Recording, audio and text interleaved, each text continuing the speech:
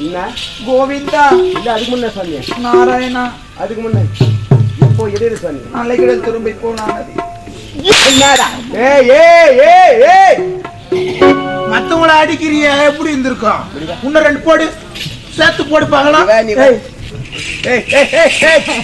வேலைக்கார பையன் என் மூணு நீ அவங்க மேல கை வைக்கலாமா சரி ஒரு அடி நீ நான் சொல்றதுக்கு நீ சொல்ற என்னடா என்ன பார்த்தா என்னடா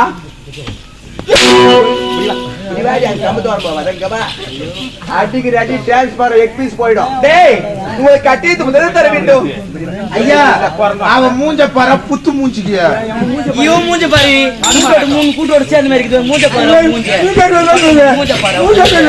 மூஞ்ச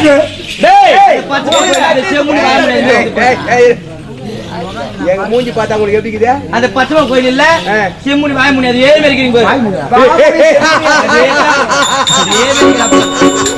வாய் மொழியே செய்ய முடியா செம்முனி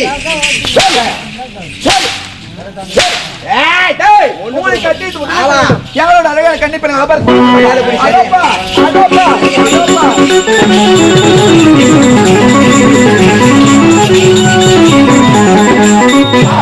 பறந்து போனாரே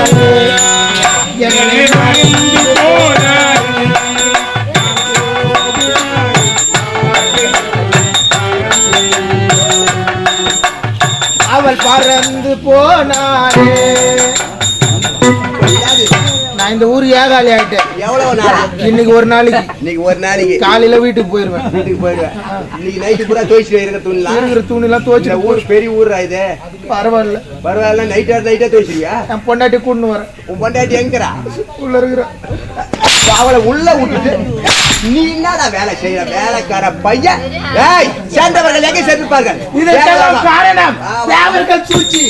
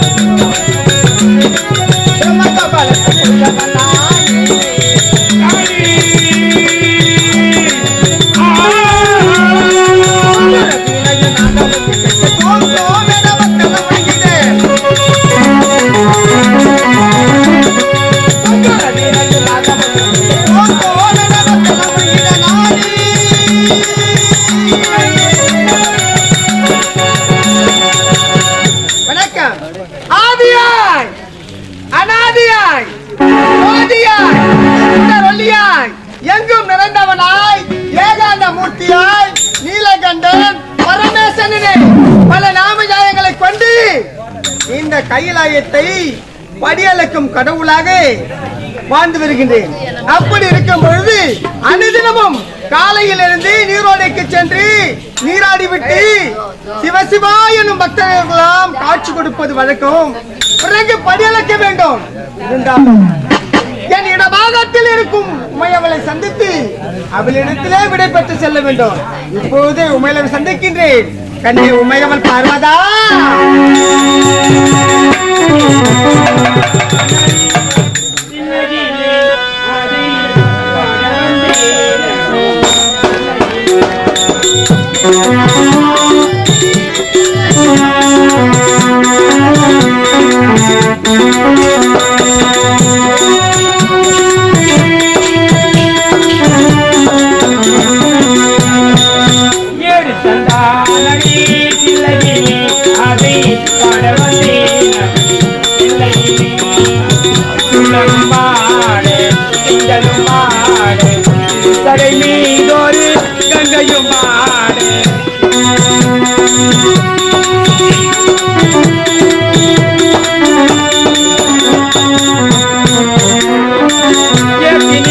மூவரை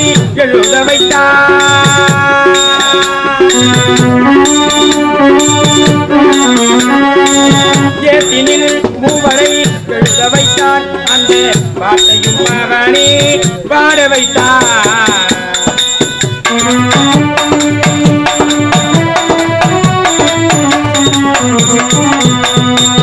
எவனோ ஒருவன் மண் சுமந்தான்,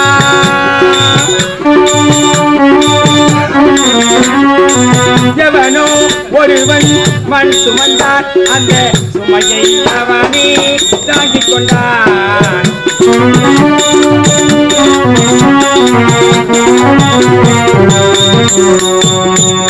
அம்மையும் அப்பனாய் அவன் இருப்பான், அம்மையும் அப்பனாய் அவன் இருப்பான். ஆனால் அம்மையும் அப்பனும் அவனுக்கில்லை.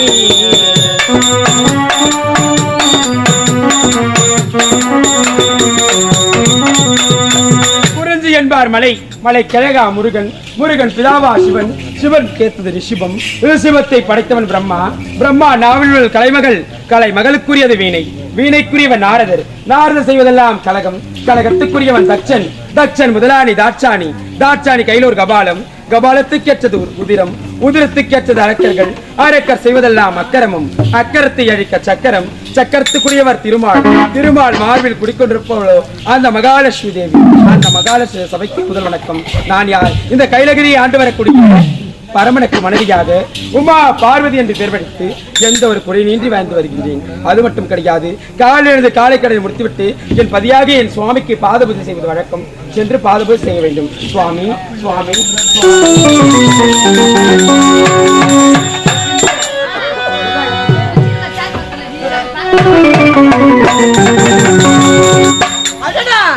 என்ன இது?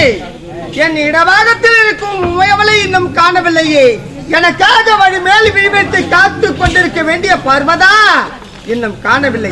சரி, சற்று நேரம் அமர்ந்து பார்க்கலாம்.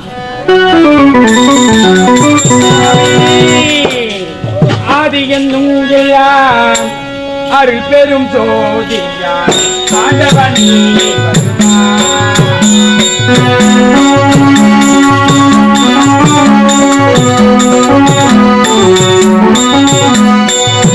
ஆதி என்னும் எல்லாம் அருள் பெரும் ஜோதியார் ஆண்டவனே வருவார்.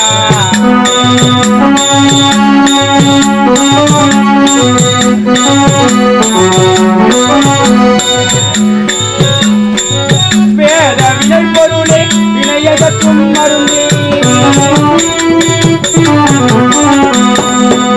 வேத வினை பொருளே வினையகற்றும் மருந்தே, வேண்டுதல் வேண்டாமை, வேண்டுதல் வேண்டாமை கருணாநிதியே தயனாநிதியே.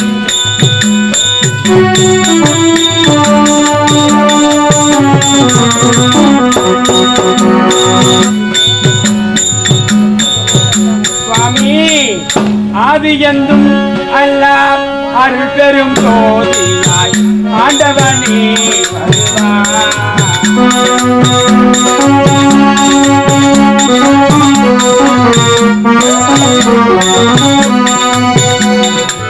வேத வினை பொருளே வினையகற்றும் மருந்தே,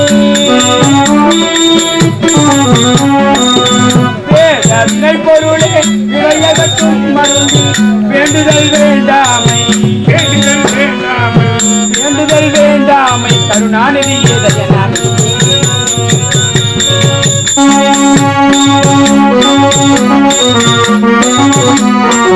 ஓம் நமச்சிவாய, ஓம் நமச்சிவாய, ஓம் நமச்சிவாய. ஆண்டவா, இந்த உமையவள் பதிபூஜை செய்திருக்கின்றேன்.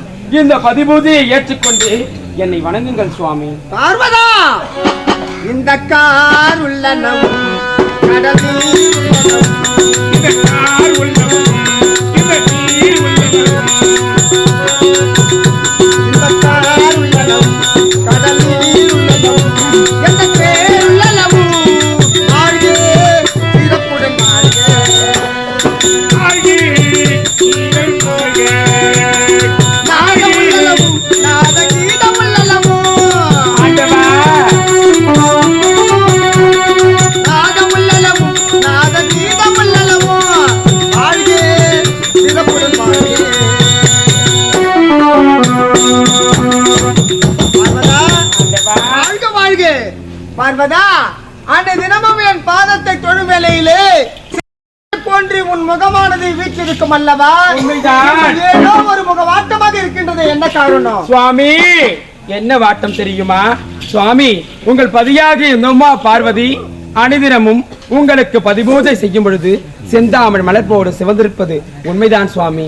இன்றைய தினமோ என்னுடைய முகம் வாடி வந்த காரணம் என்ன தெரியுமா? என்ன சுவாமி, அனைத்து அரக்கர்களுக்கும் நீங்கள் வரத்தை கொடுக்கும் செல்லும் தருவாயிலே என்னை அழைத்துக் கொண்டு செல்வதுதானே வழக்கம். உண்மைதான் சுவாமி, இன்றைய தினமோ அந்த அரக்கர்கள் உங்களையே தோழி துதித்துக் கொண்டிருக்கின்றார்கள். அவர்களை தன்னந்தனிமையில் என்னை விட்டுவிட்டு நீ சென்று அந்த வரவதை அளித்தால் அந்த வரவாகப்பட்டது பலிக்குமா? பார்வதா,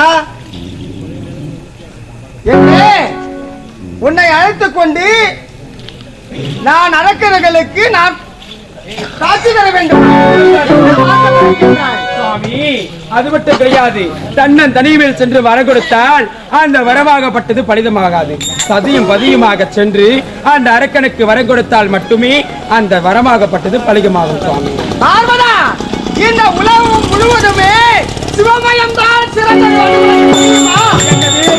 இந்த உலகம் முழுவதுமே சிவமயமா சிவமயமா சிவமயமா கிடையாது. இந்த உலகம் முழுவதுமே சக்திமயம் தான், சக்திமயம் தான். இந்த உலகத்திலே சிவன் இல்லையே, இந்த சக்தி இல்லை. இந்த சக்தி இல்லையே, இந்த சிவன் இல்லை. இந்த சிவன் முதல் கடவுள் வேண்டும். இந்த சக்தி தான் உயர்ந்தவள். பார்வதா, இந்த சூலத்தை கொண்டவள், சூலத்தை அழைத்தவளே நான். மும்மூர்த்திகளே முதல் கடவுள். அந்த மும்மூர்த்தி பட்டத்தை கொடுத்தவளே இந்த உமையவள். பார்வதா, படியலுக்கு தொழில் உடையவள். அந்த படியலுக்கு தொழில் கொடுத்தது இந்த பார்வதியாகும். பார்வதா, நெற்றிக் கண்ணை உடையவள். அந்த நெற்றிக் கண்ணை கொடுத்தவளே நான் தான். நெற்றிக் கண்ணை படைத்தோம், நெற்றிக் கண்ணை படைத்தோம். ஆணவத்தோடு பேசிக் கொண்டிருக்கின்றாயே ஈசா, அந்த நெற்றிக்கண் உனக்கு எப்படி வந்தது? நன்றாக நினைவுக்கு இருக்கின்றதா? 3 யுகத்துக்கு முன்பதாக ஒரு யுகம் இருந்தது. அந்த யுகம்தான் வலியுகம். அந்த வலியுகத்திலே ஆகாயத்துக்கும் பூமிக்கும் ஒரு ரூபமாக தோன்றினேன். தோன்றிய பிறகு என்னிடம் பொம்பை, உடுக்கை, சூழம் என்ற 5 பொருட்களோடு தோன்றினேன். தோன்றிய பிறகு உற்று நோக்கி பார்த்து ஒருவரையும் காணவில்லை. ஆகிய காரணத்தினால் என்ன செய்தேன் தெரியுமா? இவ்வுலகத்திலே மரம், செடி, கொடி அனைத்தையும் உற்பத்தி செய்தேன். அனைத்தையும் உற்பத்தி செய்த உடனே அடுத்து என்ன செய்தேன் தெரியுமா? ஓடினேன் ஒரு வட்ட பாறையில் படுத்தேன். படுத்துறங்கிய பொழுது என் உடம்பில் ஏற்பட்ட கெட்ட நீராகப்பட்டது பெருக்கெடுத்து ஓடிக்கொண்டிருக்கின்றது. பெருக்கெடுத்து ஓடிக்கொண்டிருக்கும் தருவாயிலே என்னடா இது? ஓடி சென்று படுத்தார் நம் மீதாகப்பட்ட வேர்வை என்று சொல்லக்கூடிய கெட்ட நீராகப்பட்டது பெருத்து எடுத்து ஓடுகிறதை எண்ணி, அடடா, இது அது ஓட நாள் போன போக்கில் ஒரு ஆறாக மாறியது. அது ஆறாக மாறிய உடனே அந்த ஆற்றிலே 2 பாசிகளை உற்பத்தி செய்தேன். அந்த 2 பாசியும் ஒன்றோடு ஒன்று பிணைந்து அழகாக வளர்ந்து கொண்டிருந்தது. என்னடா இது? ஆற்றை படைத்தோம், ஆற்றிலே 2 பாசிகளை உற்பத்தி செய்தோம். இந்த பாசிகள் அழகாக வளைந்து நெளிந்து கொண்டு ஓடுகிறது. 2 பாசிகளையும் 2 பாம்புகளாக படைத்தோம். 2 பாம்பாக படைத்தும் அது ஒன்றோடு ஒன்று பிணைந்து இணைந்து கொண்டு ஓடுகிறது. என்னடா இது? நம் மேலே ஏற்பட்ட கெட்ட நீராகப்பட்டது ஓடியது. அது ஆறாக மாறியது.